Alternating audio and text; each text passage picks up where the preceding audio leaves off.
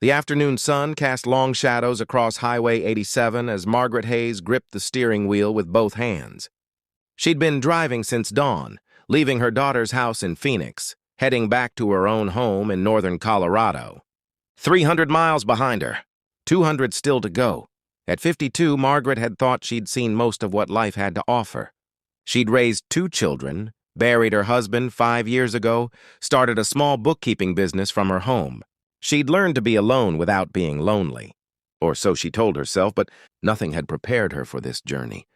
Carrying her daughter's child at an age when most women were becoming grandmothers the traditional way, the pain started just south of Bridgewater, New Mexico, a sharp, burning sensation in her right hand between her thumb and forefinger. She'd noticed a small mark there that morning but thought nothing of it. Now, glancing down at a red light, she saw her hand was swelling. Red streaks ran toward her wrist. Margaret felt her heart race. She was alone on an empty highway, pregnant, and something was very wrong. The next exit sign appeared, Bridgewater, 2 miles. She took it. The town was small, the kind of place that probably looked the same as it had 30 years ago. Main Street ran straight through the center. A hardware store, a diner that looked closed, a gas station. And there, set back slightly from the road, a building with a simple sign, the Black Eagle. Motorcycles lined the front. 10, maybe 15 of them. Big touring bikes, chrome gleaming, well-maintained. Margaret pulled into the parking lot and sat for a moment, her hand throbbing in time with her heartbeat. Through the window, she could see figures moving inside. Men, mostly, all wearing similar vests. She'd never been inside a biker bar. She'd never really spoken to bikers at all, except to smile politely at rest stops. But fear did strange things to people, made them brave when they had no other choice. Margaret opened her car door and stood slowly, one hand cradling the other resting on her swollen belly. The baby kicked as if offering encouragement. She walked to the door. Inside, the bar was cleaner than she expected. Wood floors, well-worn but swept. Pictures on the walls, group photos, motorcycle rallies, charity events. The smell of coffee and something cooking in a back kitchen. Conversation stopped when she entered. 20, maybe 30 men looked up from their tables. They wore leather vests with patches. Disciples MC, Bridgewater Chapter. Most were older, gray beards, weathered faces, the kind of lines that came from years of sun and wind and living. Margaret stood in the doorway, suddenly aware of how out of place she must look. Her flower-print maternity dress, her cardigan, her sensible shoes. A large man rose from a table near the back. He was tall, broad-shouldered, with a thick gray beard and tattoos covering both arms, intricate designs that ran from wrist to shoulder. His vest bore more patches than the others. President on the front, but his eyes were kind. That was what Margaret noticed first. Kind and concerned, ma'am? His voice was deep but gentle, like he was speaking to someone who might startle easily. You all right? Margaret's voice came out smaller than she intended. I'm sorry to intrude. I know I don't belong here, but I think something's wrong with my hand. It happened while I was driving and I don't know this town, and I saw people here and I just thought... She stopped, feeling foolish. What had she thought? That a bar full of bikers would help a pregnant stranger? But the man was already walking toward her, his expression growing more concerned with each step. Let me see that hand. She held it out, trembling slightly. The swelling was worse now, the skin tight and shiny. Red streaks definitely spreading? I'm Robert, the man said, taking her hand carefully in his own. His hands were large, scarred, marked with age spots and old burns. But his touch was remarkably gentle. I was a paramedic for 30 years before I retired. Let's get you sitting down. The other men moved immediately. Someone dragged a comfortable chair from an office. Another cleared a table. A younger man with sandy hair and glasses appeared with a first aid kit. Margaret found herself guided to the chair, surrounded by concerned faces, all looking at her hand. See these 2 marks? Robert pointed with a gentle finger. Spider bite. Probably happened at a rest stop or gas station. Given how it's spreading, I'd say it's infected. You need medical attention. The young man with glasses, his vest said Thomas, was already on his phone. Urgent care's closed on Sundays. Hospitals in Silver City, about 40 minutes west. I can make it. Margaret said, though a wave of dizziness washed over her. The room felt suddenly warm. With respect, ma'am, I don't think you should be driving. Robert looked at the others. Charlie, your wife's still a nurse, right? A lean man with silver hair and wire-rimmed glasses nodded. Linda, she's home today. I'll call her right now. He stepped away, phone to his ear. Robert pulled up a chair across from Margaret. What's your name, ma'am? Margaret. Margaret Hayes. Well, Margaret, you're in good hands. Linda's one of the best nurses I've ever worked with. 40 years in emergency medicine. She'll know exactly what to do. Margaret felt tears prickling at her eyes. It was the kindness that did it. These strangers, these men she'd probably have crossed the street to avoid just based on appearances, treating her with such gentle concern. Thank you, she whispered. I'm sorry to interrupt your day. A man standing nearby, older, maybe 65, with a white beard and a deeply lined face, spoke up. You didn't interrupt anything important, ma'am. We were just planning our Christmas toy drive. That can wait. Christmas toy drive? Margaret asked. Robert smiled. Every year, our chapter collects toys for kids in the area who might not otherwise get presents. We've been doing it for 20 years now. Margaret looked around with new eyes. These men weren't what she'd expected. Not at all. Linda arrived within 10 minutes. She was in her early 60s, with short gray hair, warm brown eyes, and capable hands. She wore jeans and a flannel shirt and carried a nurse's bag. Let's see what we've got here, she said, kneeling beside Margaret's chair. She examined the hand carefully, asking questions. When did it start? Any fever? Difficulty breathing? Then Linda looked at Margaret's belly. And when's this little one due, honey? 2 months, Margaret said. But it's not actually my baby. I'm a surrogate for my daughter. The room went quiet for a moment. Then Linda smiled, a warm, understanding smile. That's quite a gift you're giving. My daughter Sarah and her husband tried for 10 years, Margaret explained, the words tumbling out. Maybe it was the stress, or maybe it was just the relief of being cared for, but she found herself talking, miscarriage after miscarriage. Finally, the doctors said she just couldn't carry to term, something about her uterus. They suggested surrogacy. She paused while Linda carefully cleaned the wound with antiseptic. It stung, but Linda's touch was sure and gentle. Sarah looked into agencies, Margaret continued. The cost was, well, it was impossible. Over $100,000. They'd already spent so much on fertility treatments. They were going to give up. So you offered, Linda said softly. I did. I'm healthy. My doctor said women my age can carry safely if there are no complications. And I couldn't watch my daughter give up on her dream when I could help. Thomas, the young man with glasses, spoke up. That's one of the bravest things I've ever heard. Margaret shook her head. It doesn't feel brave. Most days it just feels exhausting. I'm tired all the time. My back hurts. I can't sleep. And people look at me like I'm crazy, a woman my age, pregnant. Robert leaned forward. Those people don't matter. What matters is a grandmother's love. You're giving your daughter something priceless. Linda finished cleaning the wound and opened her nursing bag. I've got some antibiotic cream here. And I think... She looked up at the men. David, didn't you just get antibiotics prescribed? For that infection on your leg? A man at the back table spoke up. He was probably 65, with a weathered face and kind eyes. I did. Just picked them up this morning. Same kind of infection, spider bite too. If it helps, she can have them.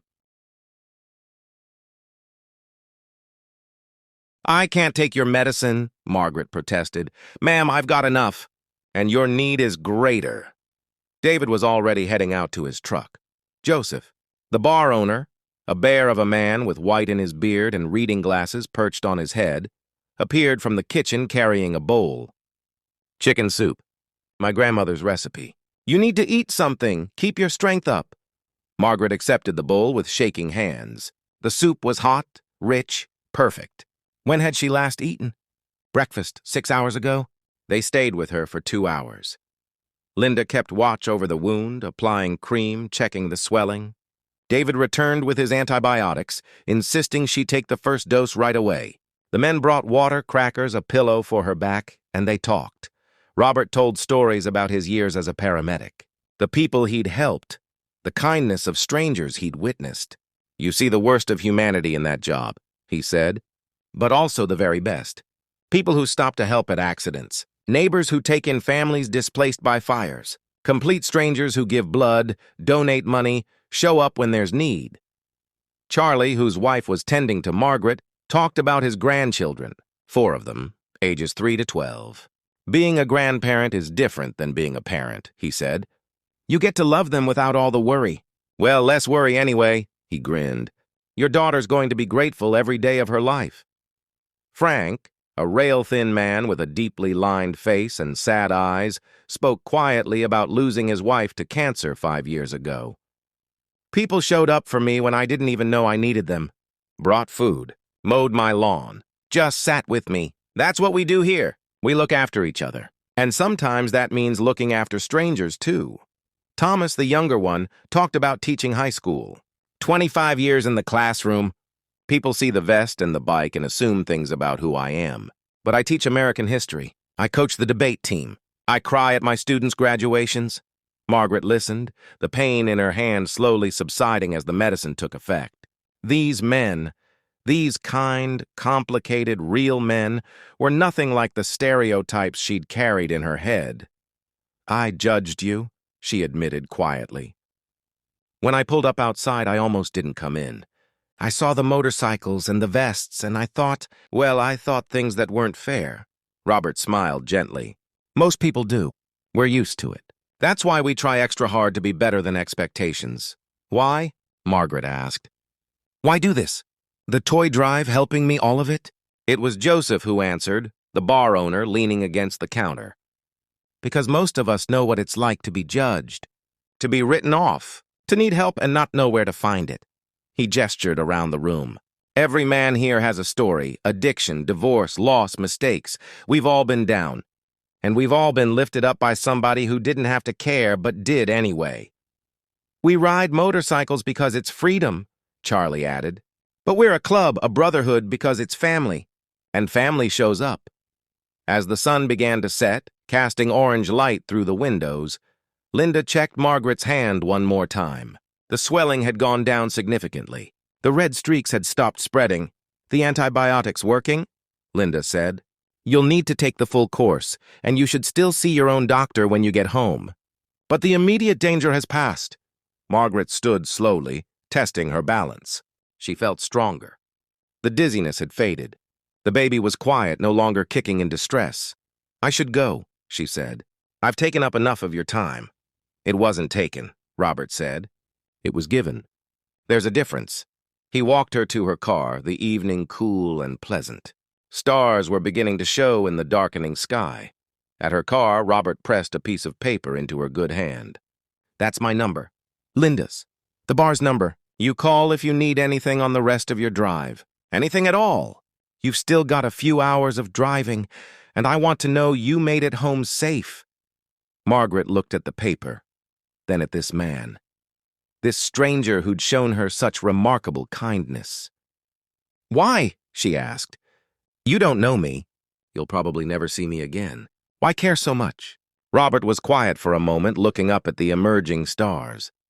When he spoke, his voice was soft. When I was younger, I made a lot of mistakes. Drank too much. Fought too much. Hurt people who didn't deserve it. I was angry at the world. He looked back at her. Someone helped me anyway. A stranger, actually. I'd gotten into a fight outside a bar in Texas. Got beat up pretty bad. This old man must have been 70. He stopped, cleaned me up, took me to his church. Didn't preach at me, just showed me there was a different way to be. Robert smiled at the memory. Changed my life, so I figured I'd spend the rest of my days trying to be that person for someone else. We all would. He gestured back at the bar. That's what the club is really about. Being the people who stop, who help, who show up. Margaret felt tears streaming down her face. Thank you. For everything. You take care of yourself and that baby. And Margaret? Robert waited until she met his eyes. You're doing a beautiful thing for your daughter. Don't let anyone make you doubt that. Margaret drove away slowly, carefully.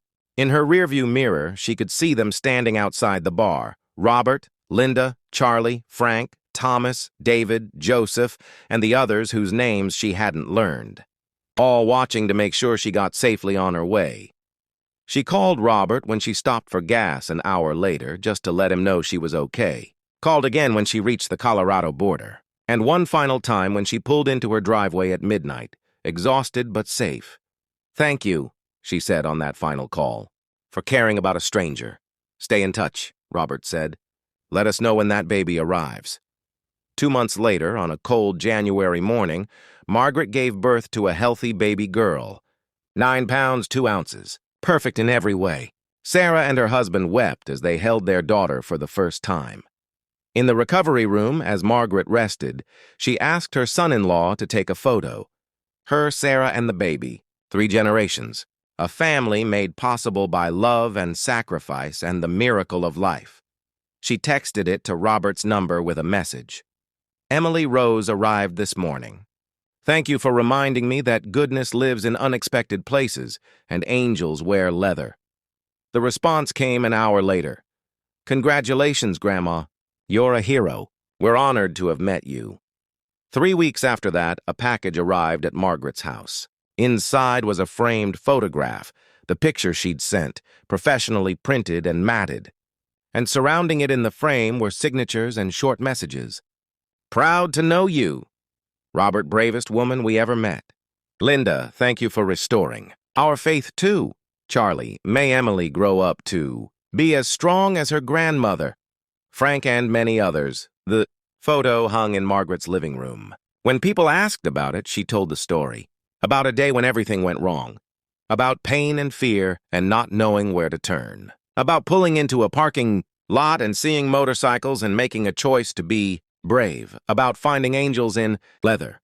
About learning that family isn't just blood, it's anyone who shows up when you need them most. About kindness that costs nothing but means everything. 5 years later, when Emily was old enough to understand, Margaret told her the story, too. They sat together looking at the picture in its frame. "Were you scared, Grandma?" Emily asked. "Terrified," Margaret admitted. "But sometimes being brave means doing the thing that scares you because you don't have another choice." "And the motorcycle men helped you?" "They did. They showed me that you can't judge people by how they look or what they ride or what they wear. You have to judge them by what they do, by how they treat people who need help." Emily thought about this. "I want to be like them when I grow up," Margaret smiled, hugging her granddaughter close. "Then be kind, sweetheart. Be the person who stops, who helps, who shows up. That's all any of us can do." The photo hung on that wall for decades, long after Emily grew up, long after Margaret passed away peacefully at 93, surrounded by family. It reminded everyone who saw it that goodness exists in unexpected places, that strangers can become family in a moment, that the best of humanity often wears the most unlikely faces, and that sometimes the bravest thing we can do is simply ask for help and be willing to give it when asked. The photo hangs in Emily's home now. She tells the story to her own children, about their great-grandmother, about a bar called the Black Eagle, about angels in leather who showed up on the worst day and made it better through simple, profound kindness. The story lives on, as all good stories do, reminding us that we're never as alone as we think. That help is often closer than we know, and that love, real love, shows up in the most unexpected ways.